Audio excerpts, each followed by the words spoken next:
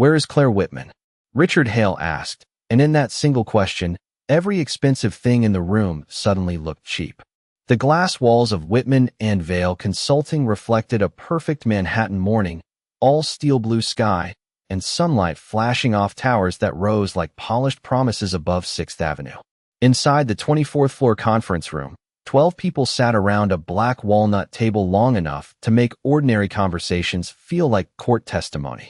There were silver carafes of coffee, crystal water glasses, leather folders embossed with the company logo, and a presentation screen frozen on Vanessa Cole's final slide, Partnership Vision 2030. Vanessa stood beside it in a cream blazer, one hand still lifted as if she had been about to say something brilliant. Her smile did not disappear all at once. It cracked slowly, like thin ice under a dress shoe. Ethan Whitman sat at the head of the table, his dark suit tailored to make him look calm, successful, untouchable. He had built an entire career on looking untouchable. His cufflinks gleamed. His jaw tightened. His right hand moved toward the gold pen in front of him, then stopped before touching it, as if even the pen might betray him. Across from him, Richard Hale closed the proposal folder with the soft, final sound of a door shutting. Hale Meridian Capital was not just another client. It was the client. A $48 million consulting contract, 3 years guaranteed, with the kind of national exposure that could lift Whitman and Vale out of its recent silence and back into the bright, hungry center of the industry. Ethan had spent 6 months chasing it. Vanessa had spent 3 weeks rehearsing for it. The whole company had been told this meeting would prove she belonged in Claire's old office. But Richard Hale had not asked about Vanessa's vision. He had not asked about Ethan's leadership. He had not even asked about the glossy projections glowing on the screen. He had asked for the woman they had erased. The air changed shape. People pretended to look at their notes. A junior analyst swallowed too loudly. Someone's phone vibrated once against the table, then stopped, as if embarrassed to be alive. Ethan leaned back by half an inch, enough for anyone who knew him to understand he was buying time. "Claire is no longer with the firm," he said, smooth as poured bourbon. "Vanessa will be leading this account personally." Vanessa's smile tried to rebuild itself. "Mr. Hale, I can assure you, I'm fully briefed on every strategic component." Richard Hale looked at her for the first time since she had begun speaking, and there was no cruelty in his expression, which somehow made it worse. "I'm sure you are," he said. "But we didn't come here for someone briefed on Claire Whitman's work. We came here for Claire Whitman." Ethan's face lost just enough color to make the room notice. Not much. Men like Ethan practice their expressions the way others practice signatures. But there it was, a brief pale flicker beneath the tan, a crack in the portrait. Vanessa lowered her hand. The slide behind her suddenly seemed childish, all clean fonts and empty confidence. On the far side of the room, through the glass wall, employees had begun to slow their steps as they passed, sensing the quiet disaster unfolding inside. They did not know the details, not yet.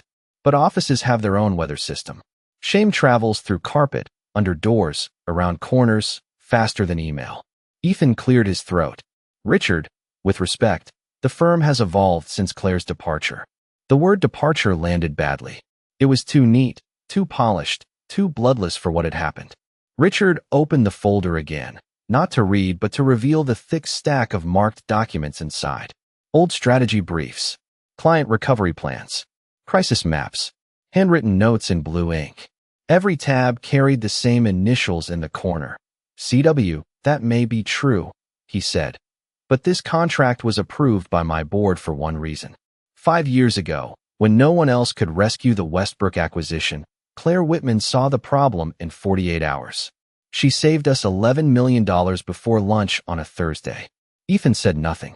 Vanessa turned toward him, looking for a cue, but he was staring at the folder as if it had been pulled from a grave.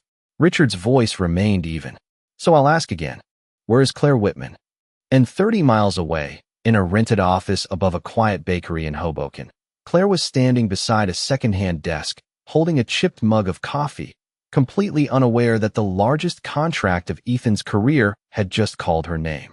3 years before Richard Hale's question turned a conference room into a museum of bad decisions, Claire Whitman had sat on the floor of a 12 by 14-foot office in Jersey City, surrounded by takeout containers, legal pads, and the low electric hum of a printer that jammed every third page.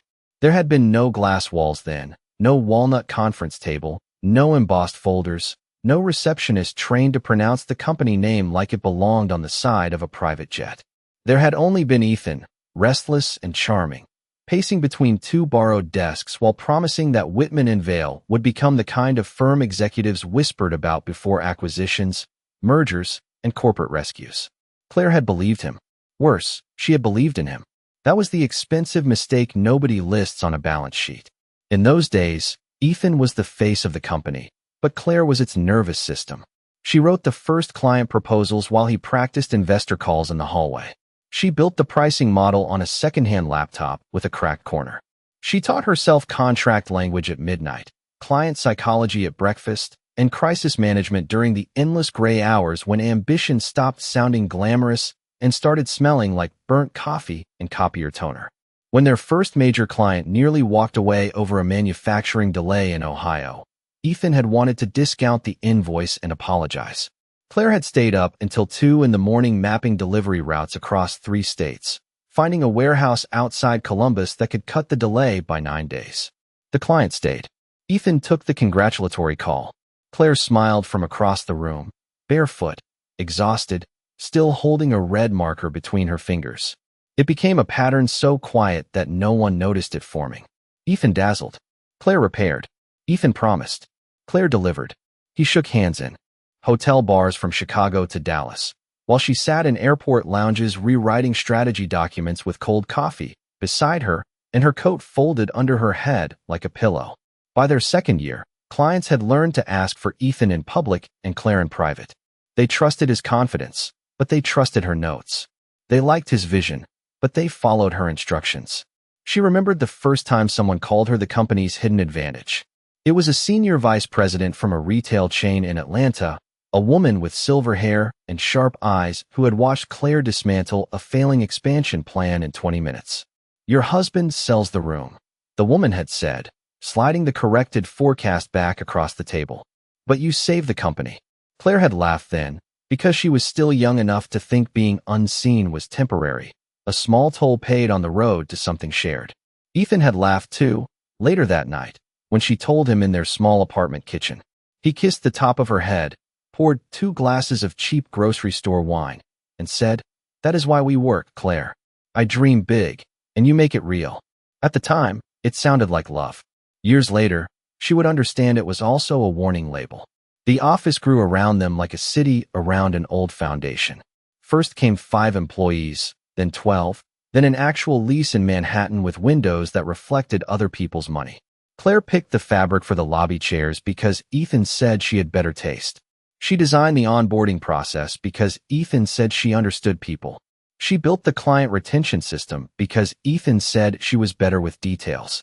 Each compliment arrived wrapped around another responsibility, and each responsibility somehow became invisible once it worked. Her name appeared on internal drafts, but not press releases. Her strategies became company methodology.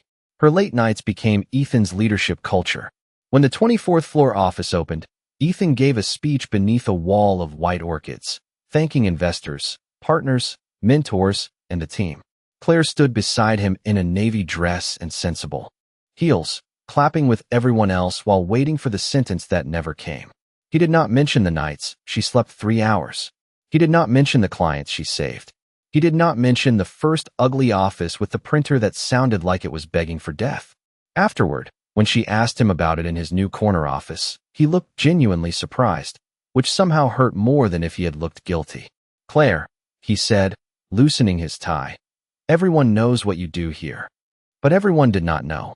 That was the point. Outside the windows, Manhattan glittered like a promise being sold at full price. With bright, focused eyes, taking notes in a leather-bound notebook that never seemed to leave her hand. "You make it look simple," Vanessa said one afternoon, standing beside Claire in the small strategy room that overlooked a narrow slice of midtown traffic. Claire had just finished breaking down a failed acquisition proposal into 5 fixable problems. "It is not simple," Claire said, smiling because she was tired and still polite. "It only looks that way after you have made every mistake once." Vanessa smiled back.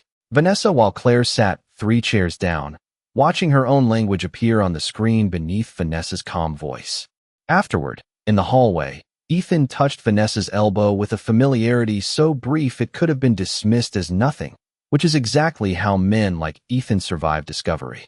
Vanessa looked up at him, and for one unguarded second, her professional mask softened into possession. Claire saw it. Ethan saw Claire seeing it. The silence between them lasted less than 2 seconds, but it carried the weight of a signed confession. That night, in their apartment on the Upper West Side, Ethan stood at the kitchen island under the cold white pendant lights and told Claire she was imagining tension because she was exhausted. He said Vanessa was talented, that the firm needed fresh energy, that Claire had become too protective of systems she had built years ago. The words were careful, reasonable, almost kind, which made them more insulting. Claire looked at the marble countertop they had chosen together after their first profitable quarter and remembered eating grocery store pasta on cardboard boxes in Jersey City. She remembered Ethan saying, "One day this will all be ours." Now he spoke as if she were guarding a museum exhibit instead of a living company. "Do you trust me?" he asked. Claire looked at his face, handsome, composed, already halfway elsewhere. "I used to," she said. He flinched, but only slightly. By morning, Vanessa had been added to the executive leadership meeting. By Friday, Ethan announced that she would begin overseeing strategic accounts. And Claire, who had once known every heartbeat of Whitman and Vale, began to hear doors closing softly before she reached them. The official unraveling began with language, because in corporate America, no one pushes a person out when they can realign responsibilities and pretend cruelty has a human resources department. Ethan called it restructuring. The email arrived at 7:14 on a Monday morning, while Claire was standing in line at a coffee shop near Columbus Circle, watching steam cloud the glass display case of blueberry muffins and breakfast sandwiches wrapped in wax paper. She saw the subject line first, strategic leadership transition, and felt something cold move through her before she opened it. By then, she knew the texture of Ethan's avoidance. It had a polished surface, professional and clean, like marble wiped too often. The message thanked the team for their continued excellence, announced Vanessa Cole as acting head of strategic accounts, and explained that Claire would be shifting into an advisory capacity during the firm's next growth phase.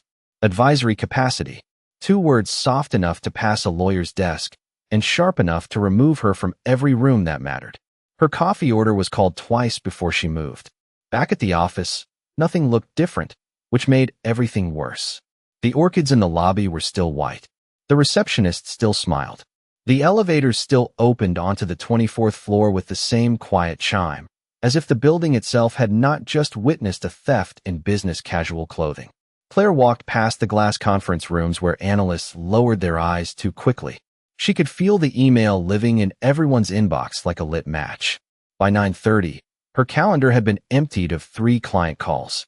By 10, her access to the Hale Meridian research folder had changed from editor to viewer.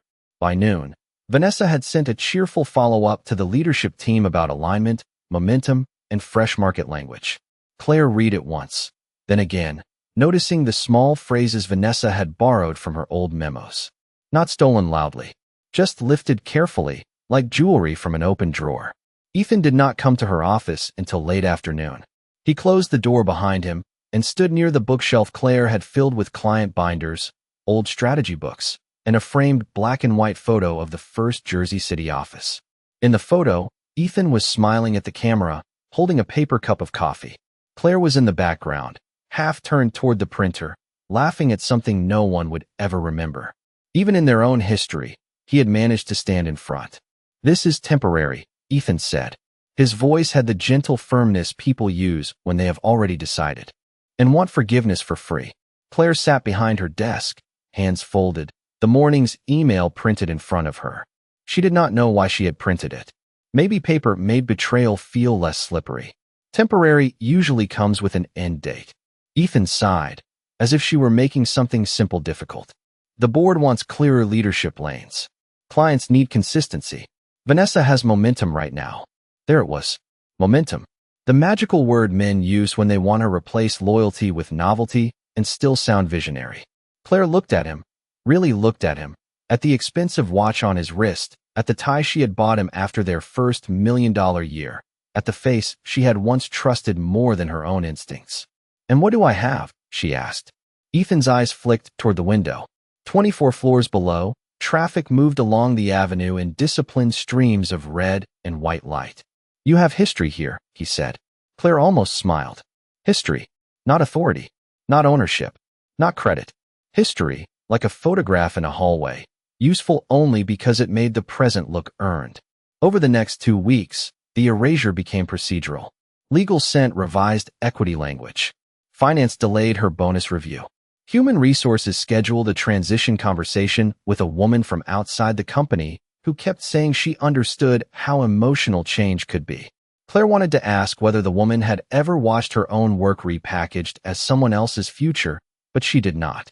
There were humiliations too precise for strangers. At home, Ethan moved through their apartment with the careful politeness of a man trying not to disturb the wreckage he had caused. He slept in the guest room and claimed it was because both of them needed space. Claire stopped correcting him. Space was not the issue. Truth was, one Friday evening, after most of the staff had left, she found Vanessa standing outside her office, speaking softly into her phone. Vanessa ended the call too fast when she saw Claire. On the brass nameplate beside the door, Claire's name still shone under the warm hallway light. For the first time, Vanessa looked at it not with admiration, but with expectation. Claire understood then that Ethan had not merely taken her out of the company's future. He had promised her place to someone else. The morning Vanessa took Claire's office, the building smelled faintly of lemon polish and rain-soaked wool, the way Manhattan offices smell when too many people arrive pretending weather and ambition are unrelated. Claire stepped out of the elevator at 8:06 with a canvas tote over her shoulder, a stack of revised client briefs in one arm, and the strange, foolish hope that the worst had already happened. Humans are heroic that way, mistaking a pause in humiliation for mercy. The lobby was quieter than usual. Not empty, exactly, but watchful. The receptionist looked up, smiled too quickly, then looked down at her screen as if a spreadsheet had suddenly become a rescue boat.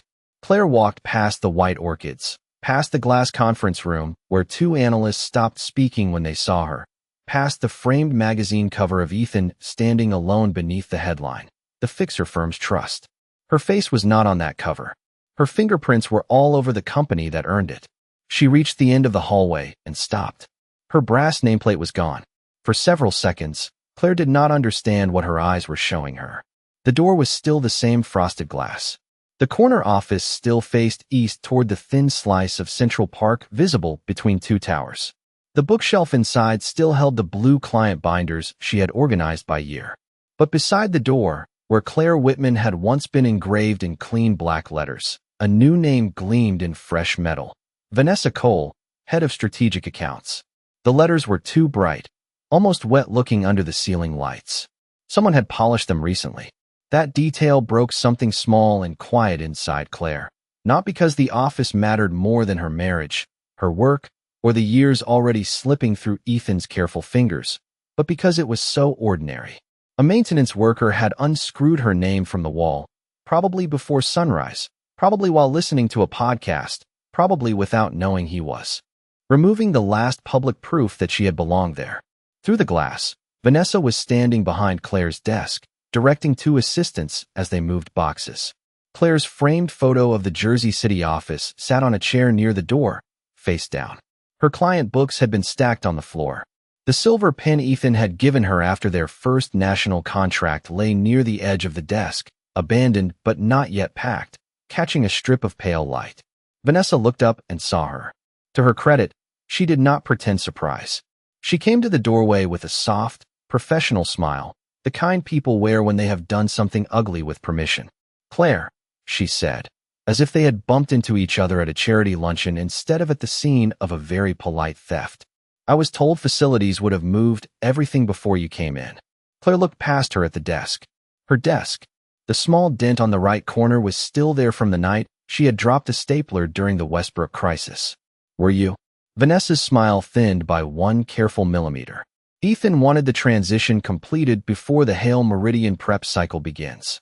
We need a command center." "Command center." Claire almost laughed. Men went to war. Consultants made slide decks. and somehow both groups found ways to name rooms as if civilization depended on them. My files are in there, Claire said.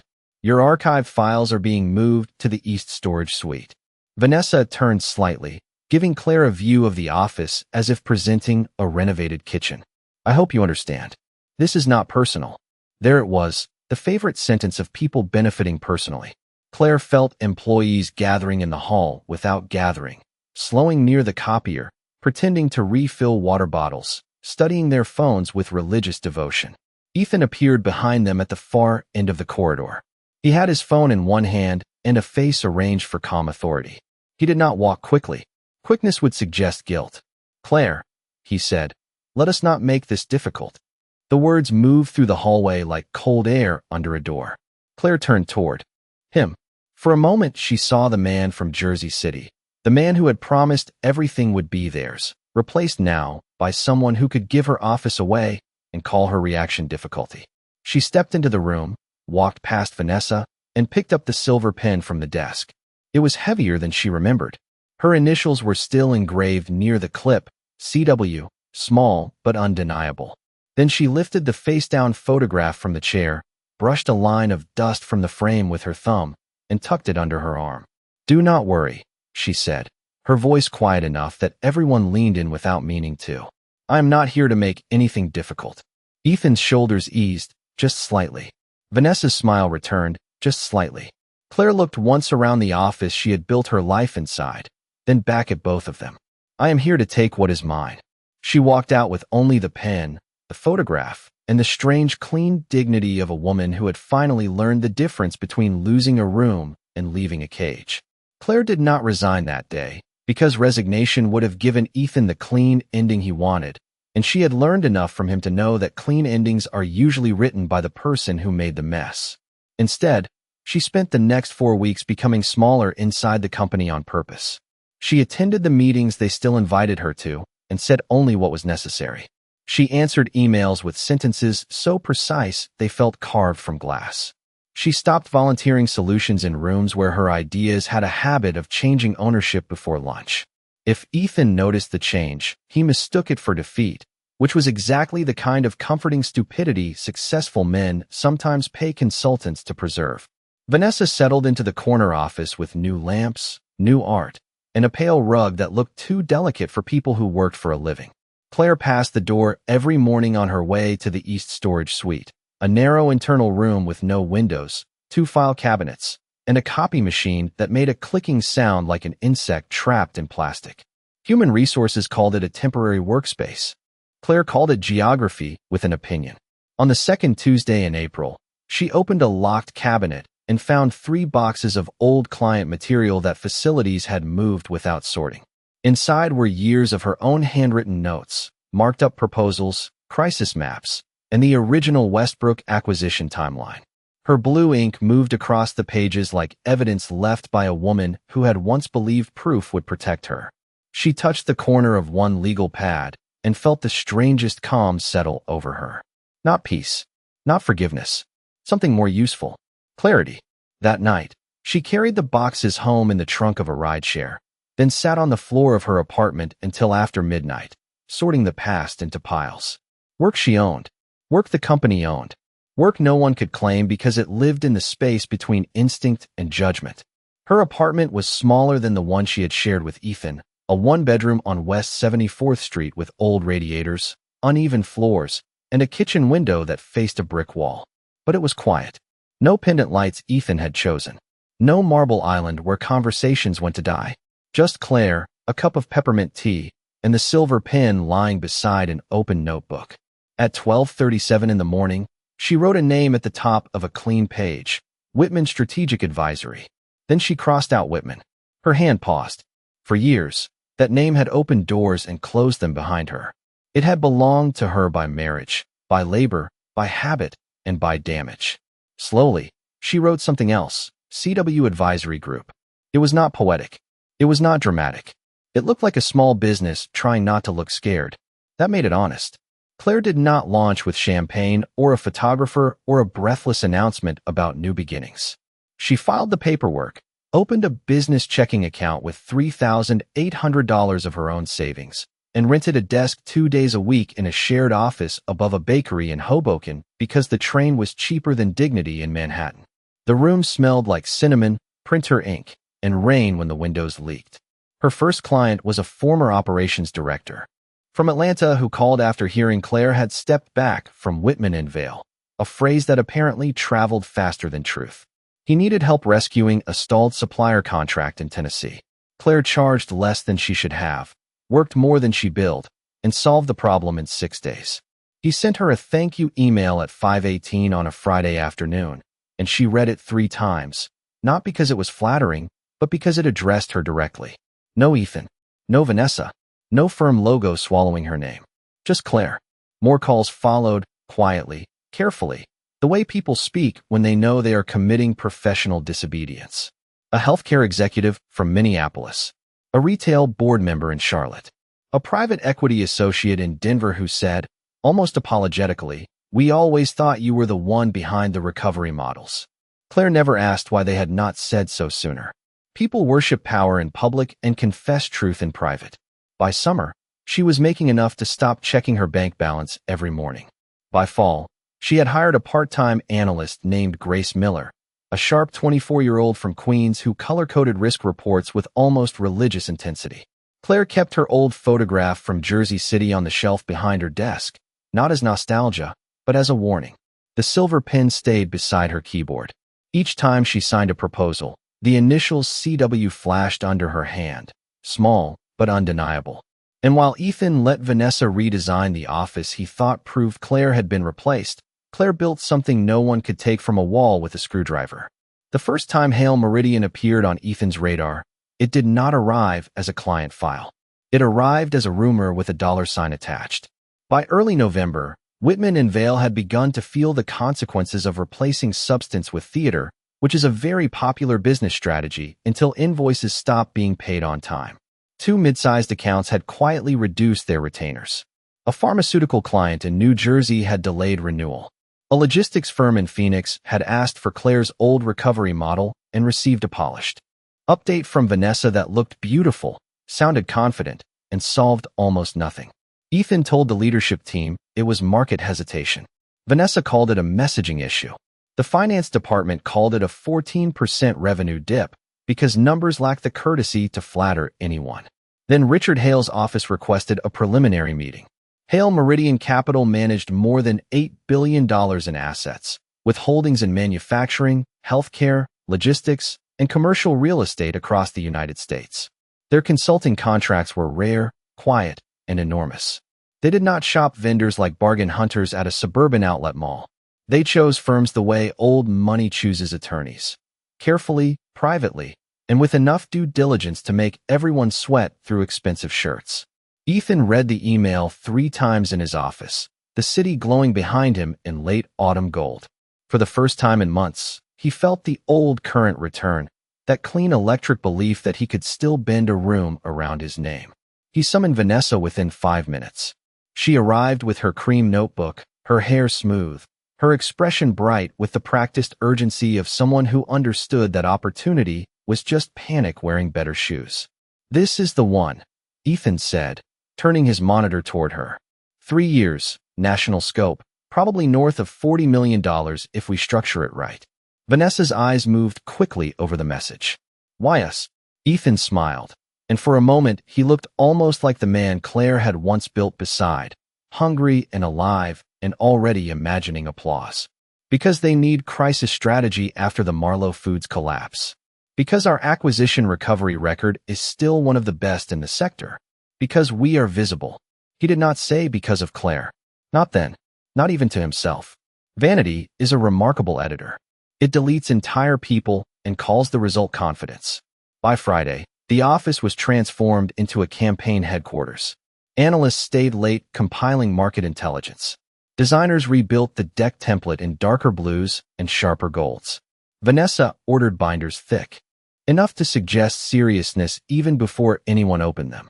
A conference room was renamed the Hale War Room, because apparently no American business can chase revenue without borrowing language from battlefields it has no intention of visiting. Ethan liked the name. Vanessa liked the optics. The younger staff liked the catered dinners. No one mentioned the East Storage Suite, where Claire had once kept half the models they were now trying to imitate. Across the Hudson, in the shared office above the bakery, Claire learned about Hale Meridian from Grace Miller, who came in holding her laptop like it contained a weather alert. "You need to see this," Grace said. Claire looked up from a supplier risk report for a Denver client. Outside the window, Hoboken traffic moved slowly under a gray sky, windshield wipers ticking on cars below. The bakery downstairs had just pulled cinnamon rolls from the oven, and the sweetness had drifted up through the old vents, warm and stubborn. Grace turned the laptop around. On the screen was a discreet industry brief. Hale Meridian seeking strategic partner for National Acquisition Recovery Initiative. Claire read the first paragraph, then the second. Her expression did not change, but her hand moved almost unconsciously toward the silver pen beside her notebook. Westbrook, Marlowe Foods, multi-state integration risk, legacy vendor exposure. She knew the shape of the problem before the article finished naming it. It was not because she was magical. It was because she had spent years learning how corporate disasters hide in ordinary language. Grace watched her carefully. Whitman and Vail is probably going after it. Claire nodded once. They would be foolish not to. Do you think they can win it without you? Claire looked at the screen again, at the clean phrasing and the enormous silence behind it. Then she capped her pen and returned to her report. That depends, she said, on whether Hale Meridian remembers who solved Westbrook. She meant it as a private thought, nothing more. But 3 weeks later, in a 24th floor conference room dressed for victory, Richard Hale would open a folder thick with old blue ink notes and prove that memory, unlike office furniture, is not always so easy to move. By the morning of the Hale Meridian presentation, Whitman and Vail had dressed itself like a company preparing for a coronation. The reception desk held fresh white orchids. The hallway lights had been adjusted warmer. The conference room smelled of polished wood, new paper, and coffee brewed far too strong, as if caffeine could substitute for competence, a belief that has powered many American offices into preventable disasters. Vanessa arrived at 6:45 in a tailored ivory suit with her cream notebook pressed to her chest and a confidence so carefully assembled it almost deserved its own security badge. Ethan was already there, standing before the presentation screen with his jacket off and his sleeves rolled to the forearm, performing intensity for no audience at all. Market exposure, vendor instability, integration pressure, regional labor risks, and expected recovery windows. Her voice was calm, her posture perfect, her slides flawless, doing what he did best when the road cracked beneath someone else's feet. But Richard had opened his leather folder. From where Ethan sat, he could see old paper inside it, marked in blue ink. His stomach moved before his face did. Vanessa reached slide 68, the section titled Rapid Recovery Map, and Richard looked from the screen to the folder, then back again. This structure seems familiar, he said. Ethan's smile stayed alive by effort alone. Our firm has refined this methodology over years. Richard turned one page. That is interesting. The sentence carried no accusation, which made everyone more afraid of it. Vanessa began explaining the recovery map, but her voice had lost its clean edges. She was not failing loudly. That would have been kinder. She was failing in the elegant, devastating way people fail when they have memorized someone else's work without inheriting the judgment that created it. By the time she reached the final slide, the room was still, but not impressed. It was the stillness of people waiting to see whether the emperor would kindly locate a coat. Richard Hale let the silence sit for so long that it became another person at the table. It leaned between the water glasses, settled over the untouched pastries, and pressed against Vanessa's final slide until the words next steps looked less like a plan and more like a plea. Ethan had seen difficult rooms before. He had survived skeptical boards, hostile investors, and acquisition committees that treated optimism like a contagious disease. But this was different. This was not opposition. This was recognition. Richard Hale was not rejecting the presentation because he misunderstood it. He was rejecting it because he understood exactly where it had come from. Vanessa placed the remote on the table with careful control, as though a plastic clicker could reveal panic if handled too quickly. "We are happy to walk through any section in more detail," she said. Her voice was still pleasant, but now it had a thinness at the edges, like expensive paper held up to light. Marjorie Ellis removed her glasses and folded them over the printed deck. Detail is not the issue. Ethan's smile returned, smaller and harder. Then help us understand the concern. Richard looked at him for a moment, and in that pause Ethan felt the past begin to move under the floorboards. The Westbrook acquisition, the Thursday morning call, the impossible vendor grid. Claire sitting cross-legged on their apartment floor with legal pads spread around her like weather maps. Her hair twisted up with a pencil, her coffee gone cold. He had forgotten the details because forgetting had been convenient. Richard had not. 5 years ago, Richard said, your firm advised us during Westbrook when every other consultant wanted a 6-month review and a 7-figure diagnostic fee before telling us what we already knew. Someone from your firm sent us a 48-hour triage plan. It named every vendor at risk, every facility that needed immediate review, and the 3 executives who had to be contacted before the announcement went public. Ethan nodded slowly, as if he had been expecting this. A tragic little performance, really, but humans do cling to dignity like it is a company benefit. That was a significant moment for the firm, he said. Richard opened his leather folder and slid 1 page across the table. It stopped in front of Ethan. The paper was a scanned copy of an old strategy memo, marked with blue ink in the margins. At the bottom, beside the file number, were 2 initials written in a neat, decisive hand. C.W. Vanessa saw them. Ethan saw her see them. The room, apparently committed to becoming unbearable, grew even quieter. This memo did not feel like a firm, Richard said. It felt like one mind. Specific, unsentimental, practical. No theater. No decorative language. No attempt to impress us with the obvious. His eyes moved briefly to the presentation screen. That is why we reached out. Vanessa's expression tightened, but she did not speak. Ethan picked up the page, buying himself 1 second, then another. The blue ink looked painfully familiar. Claire had always written in blue because black ink, she once said, made drafts feel too final. He remembered mocking her for that. He remembered her laughing. He remembered nothing useful coming from either memory. Claire contributed to many early frameworks, Ethan said, but our current leadership team has expanded them substantially. Marjorie glanced at the deck again. Expanded, perhaps. Improved, not yet demonstrated. A junior analyst near the wall looked down so fast his chin nearly touched his tie. Vanessa drew a breath. With respect, Claire has not been involved in this account, and I am fully prepared to lead it. Richard turned to her, and again there was no anger in him, only the dreadful calm of a man protecting a large amount of money from a room full of polished uncertainty. Miss Cole, I do not doubt that you prepared. Preparation is visible. Judgment is harder to fake. That sentence landed softly, which made it brutal. Ethan set the memo down. Richard, Claire is no longer part of our executive structure.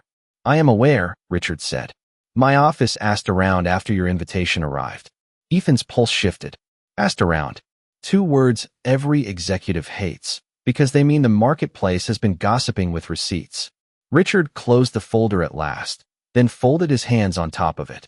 So let me make this simple. Before Hale Meridian considers a 3-year engagement, I need to speak with Claire Whitman directly. Vanessa's lips parted, then closed. Ethan stared at Richard as though the man had requested a meeting with a ghost. That may not be possible on short notice, he said. Richard stood, and with him, everyone from Hale Meridian began gathering their papers. Then perhaps the contract is not possible on short notice either. At the glass wall, employees pretended not to look. Inside the room, Ethan's empire of careful omissions had finally produced an invoice. Richard paused at the door and looked back once. When you find her, tell her Richard Hale remembers Westbrook. Claire received Ethan's call at 10:42 that morning while Grace was arguing with a color printer that seemed personally committed to making every chart look like a medical emergency. The shared office above the bakery was warm from the ovens downstairs, and the scent of cinnamon sugar had settled into the carpet so deeply that even the lease probably smelled sweet. Claire was reviewing a supplier disruption model for a Denver client when her phone lit up beside the silver pen. Ethan Whitman. For a moment, she simply watched the name glow on the screen, an old ghost trying to pass as a business contact. Grace glanced over from the printer. Do you want me to pretend you are in a meeting? Claire almost smiled.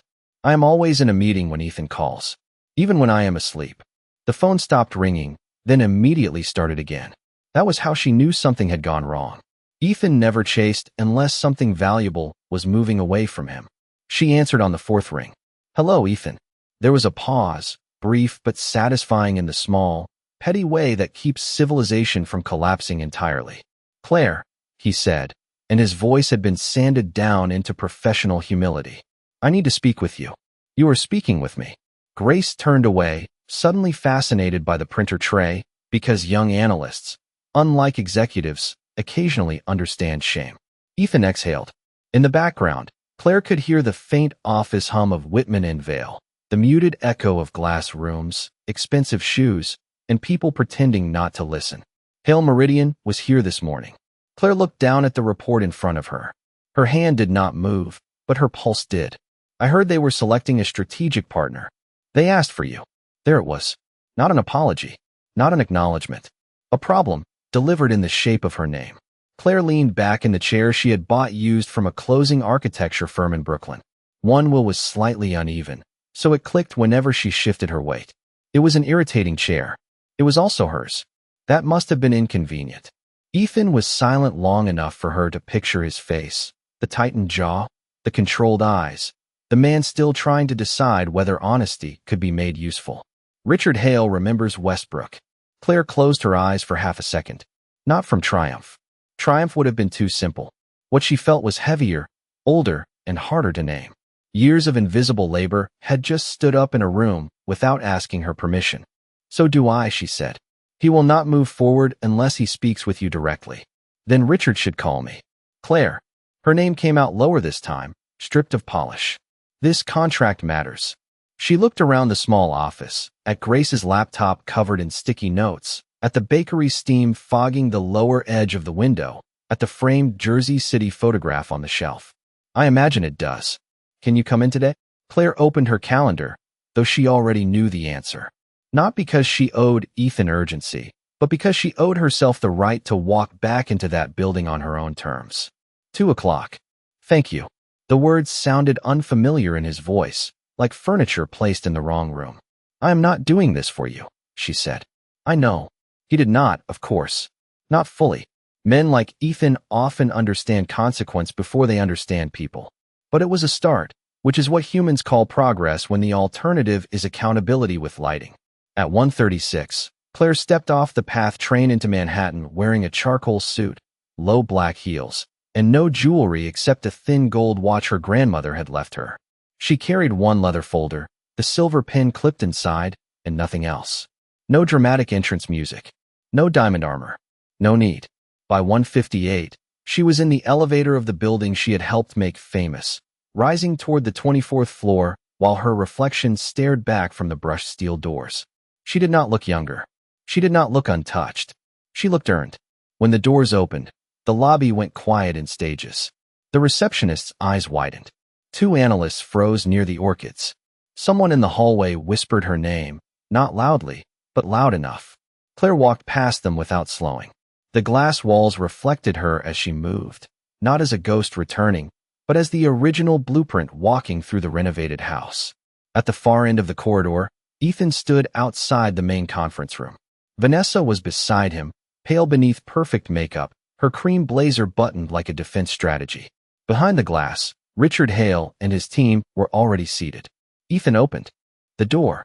For one strange second, Claire saw the old office beyond him, the room Vanessa had taken, the company that had tried to reduce her to history. Then Richard Hale stood.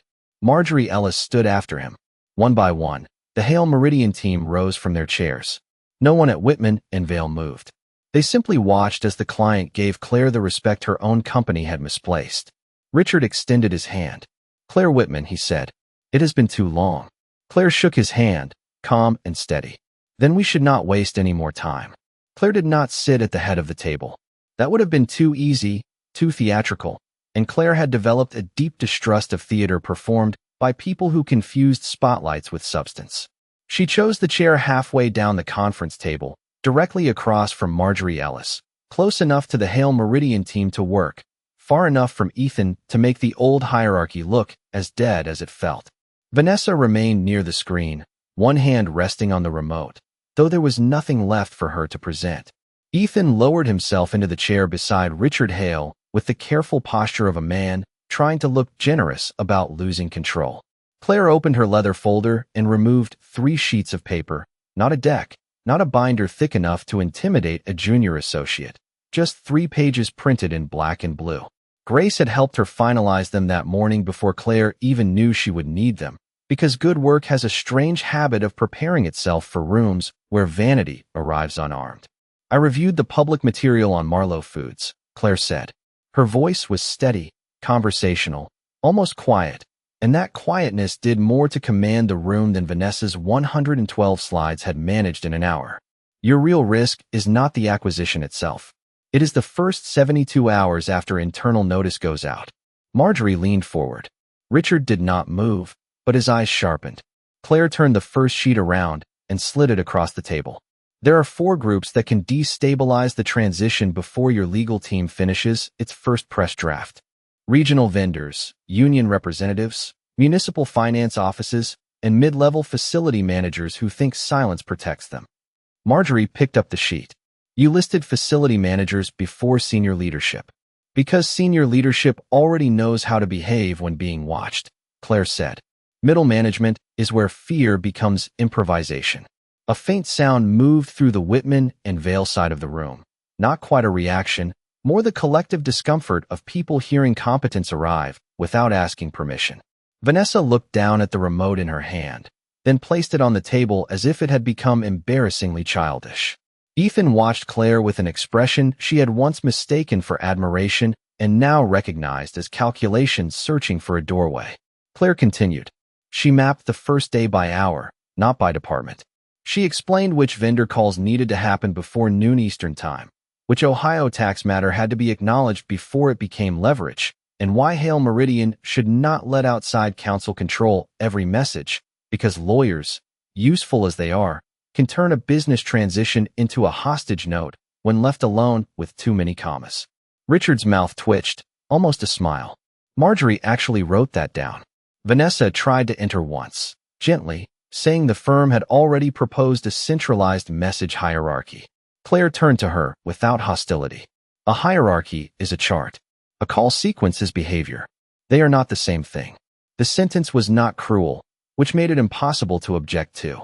Ethan shifted in his chair. Claire, perhaps we can incorporate this into the existing proposal. No, Marjorie said before Claire could answer. Everyone looked at her.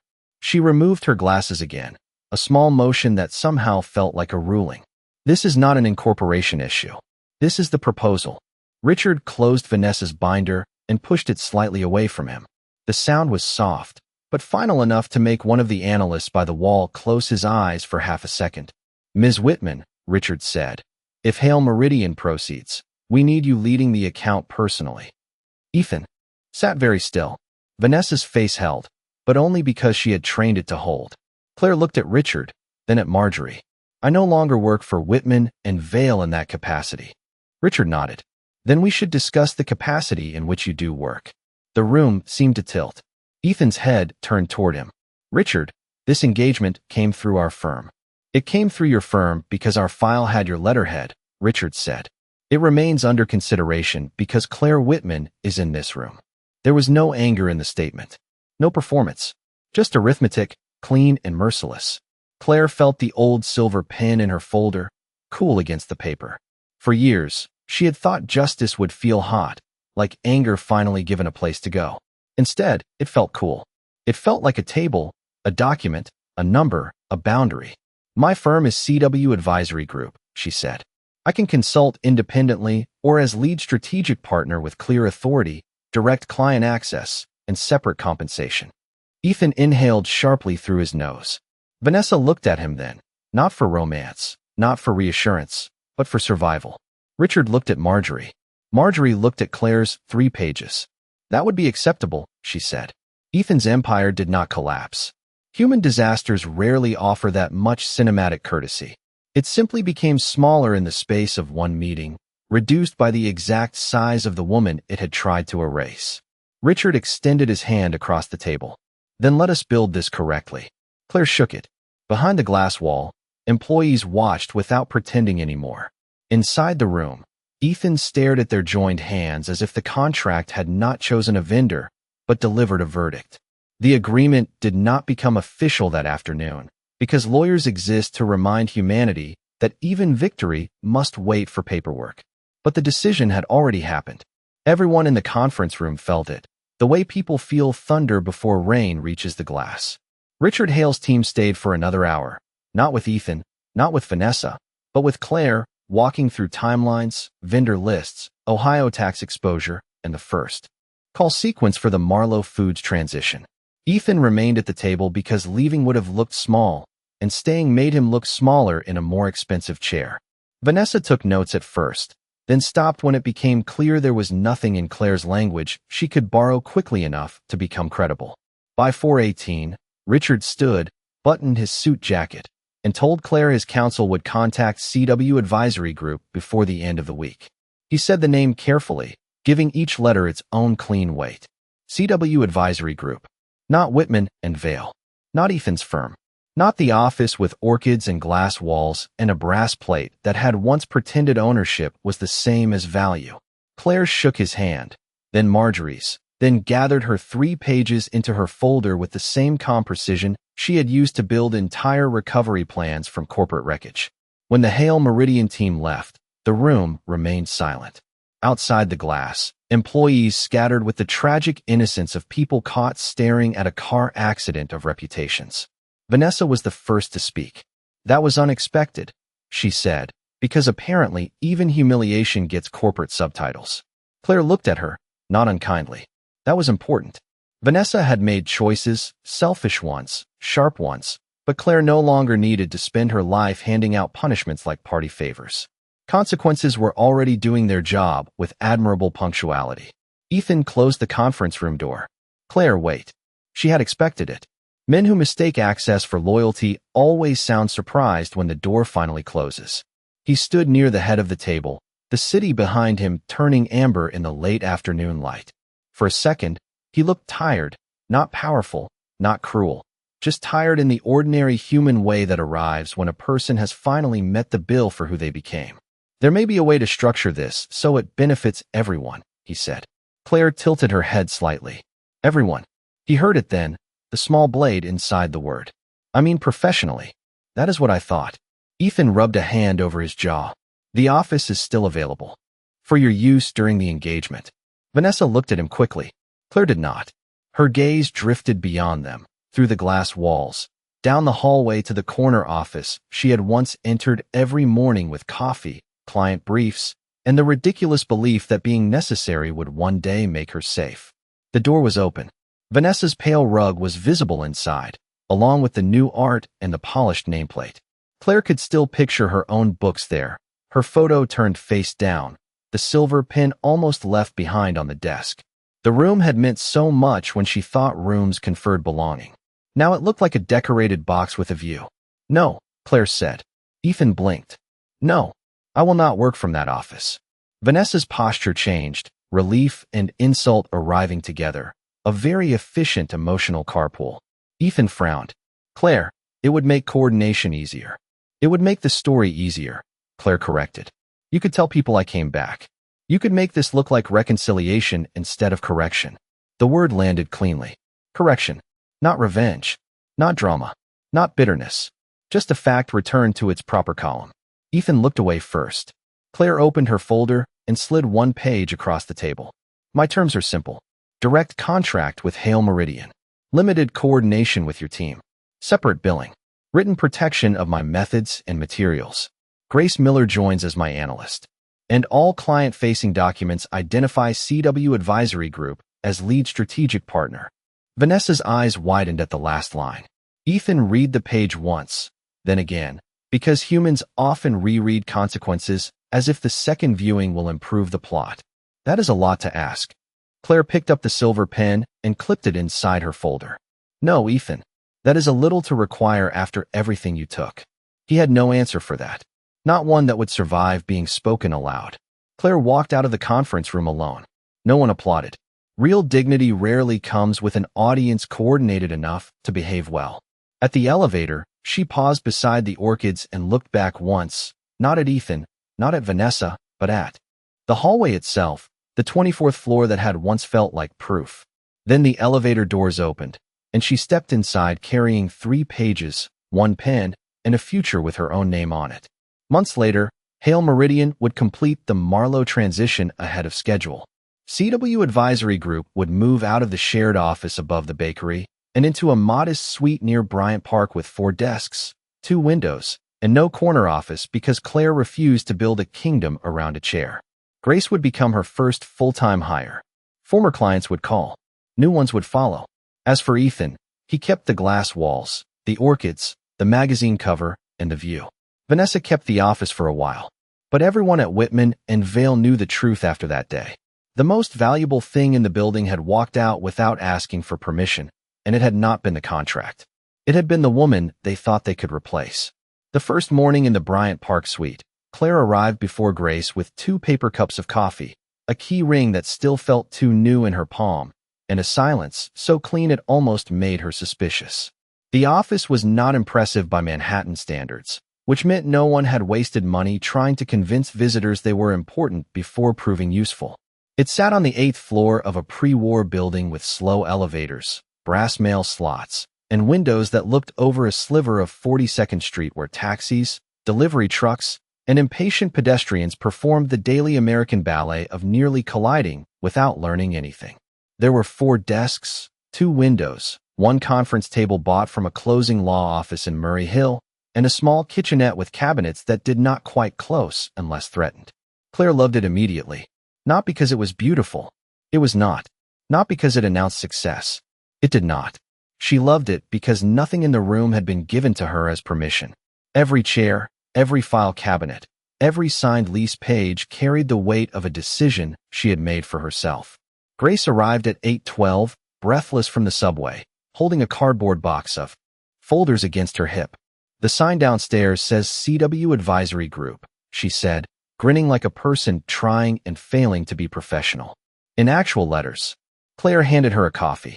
A reckless act of typography. Grace laughed, and the sound filled the bare office better than any decorator could have. They spent the day assembling desks, labeling cabinets, setting up secure client folders, and taping a temporary paper sign to the conference room door because the real plaque had not arrived. Around noon, Richard Hale's office sent the final countersigned agreement. 3 years. Direct lead authority. Separate compensation. Method protection. Grace listed as analyst. Claire read the signature page twice, not because she doubted it, but because some victories need time to become ordinary enough to touch. She signed with the silver pen, the initials CW, catching the light as her hand moved across the page. There was no champagne.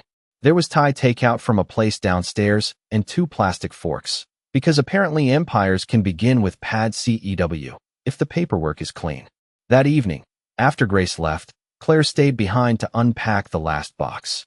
At the bottom was the framed photograph from Jersey City, the one Ethan had once stood in front of without meaning to, or perhaps with meaning no one had wanted to name.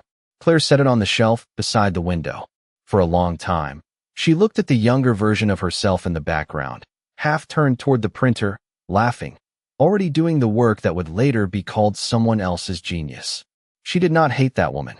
That surprised her. For months, maybe years, Claire had thought healing would require rejecting the version of herself who stayed too long, trusted too much, clapped during speeches that erased her, and accepted compliments shaped like assignments. But standing in the office she had built after the fall, she understood something kinder and more difficult. That woman had not been weak. She had been loyal inside a structure that exploited loyalty. She had been generous in a room that mistook generosity for ownership. She had believed in a shared future because decent people often assume decency is mutual, a touching little flaw that keeps therapists and attorneys fully employed. Claire picked up the photograph, turned it over, and wrote the date on the back. Then, beneath it, she added 4 words. She built anyway. Across town, Whitman and Vale continued operating under its bright logo and polished glass. Ethan gave fewer speeches. Vanessa eventually moved from the corner office into a different role with a title that sounded strategic and meant reduced authority, the corporate equivalent of being quietly placed on a decorative shelf. People still whispered about what had happened with Hale Meridian, but whispers lose power when the woman at the center of them is too busy answering better calls. 6 months later, CW Advisory Group had 7 employees, 12 active clients, and a waiting list Ethan would have once called impossible. Claire never returned to the 24th floor. She did not need to. The lesson was not that every betrayal ends with public justice, because life is not that tidy and humans are far too committed to disappointing one another. The lesson was sharper than that. Never confuse being needed with being valued. Never let someone call your labor support when it is the foundation. And never mistake the office they take from you for the future you can still build without them.